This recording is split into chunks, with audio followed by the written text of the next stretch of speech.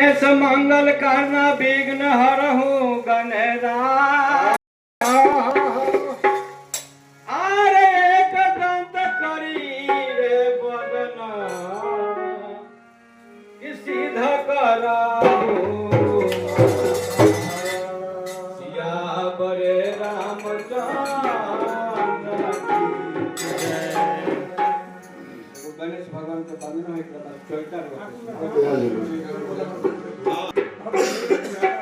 वहाँ के आइले विघ्न के शांति करिले। उहे सूर वाला बाबा से एगो भक्त कहता कैसे अरे हाथ जरीले पाव परीले अरे हाथ जरीले पाव परीले अरे रौरे के गोहरा आई आई ये गणेश जी मंगल